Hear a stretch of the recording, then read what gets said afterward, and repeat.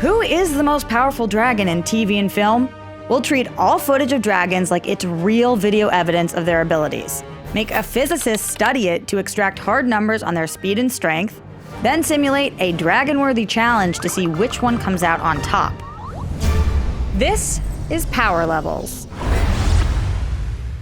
We pulled what we think are the 3 strongest dragons from the 3 most popular fantasy franchises. Drogon from Game of Thrones, the Hungarian Horntail from Harry Potter, and Smaug from the Hobbit movies.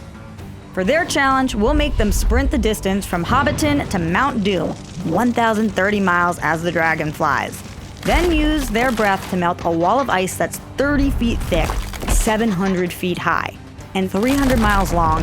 The time it takes them to finish these tasks should give us a baseline for cross-franchise comparison. Let's start by making these dragons drag race. All 3 take off from Hobbiton at their top speed. To get that, we picked moments when they were pushing themselves to their absolute limits, like Smaug's assault on Lake Town in the 3rd best Hobbit movie. By analyzing the scene, we can take objects in the background we know the approximate size of, like a house with Luke Evans' bard on the roof, then count how many of these houses Smaug flies over in a given amount of time. Distance over time equals speed equals math equals Smaug takes about 4 hours to get to our wall. It would take 16 hours for the Hungarian Horntail, going off the scene where he chases Harry in Goblet of Fire, and 6 hours for Drogon from the scene where he absolutely wrecks the Lannisters in the Spoils of War episode of Thrones. God, I love that one. Once they've arrived at the wall, it's time to melt it like my heart when Jon Snow pouts, which is always. We can easily guesstimate how hot each dragon's flame is by analyzing their color. Take the scene where Drogon melts the Lannister armies leaving Highgarden. The redder the flame, the colder it is. The whiter and bluer, the hotter. By converting the RGB value of Drogon's flames to a temperature, we can approximate his breath at 7,500 degrees Fahrenheit. By applying the same process to Smaug, he measures 11,000, and the Horntail clocks in at an even 7K. But temperature isn't really the factor that'll melt this thing down.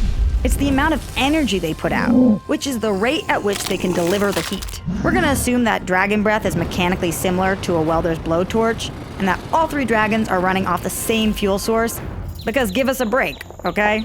If we control for that, we can look at the volume of fuel expelled over time to determine how fast energy is being transferred to the wall. Then figure out the size of their flames the same way we figured out their top speed, by comparing it to objects we can reasonably know the size of.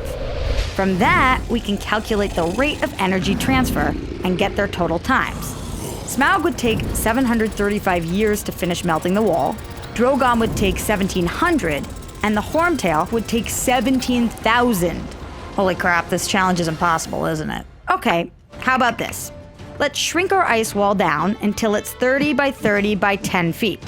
Like a really cold airport Starbucks. Much better. Now it would take Smaug a more manageable 5.7 hours, Drogon 10, and the Horntail 56. So now if we add up their times, Smaug appears to be the most powerful of them all. Congrats, Smaug. You'd also win a competition for the richest dragon, largest dragon, and the most soothing baritone. Do you think flattery will keep you alive?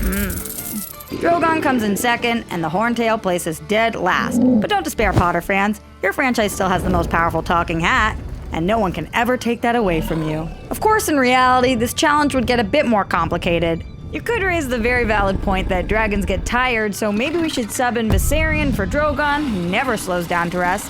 The problem with Visi is that when we measured the heat of his flame, it came out hotter than most of the visible stars in the universe. Yet the entire North isn't vaporized the second he opens his mouth. So something fishy is going on there. We suspect magic.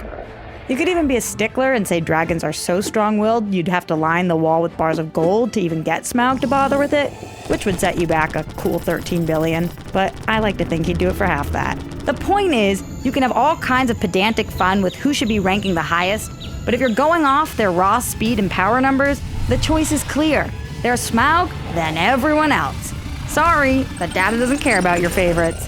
But we care about you, so let us know which characters you'd like to see compete in the next episode of Power Levels.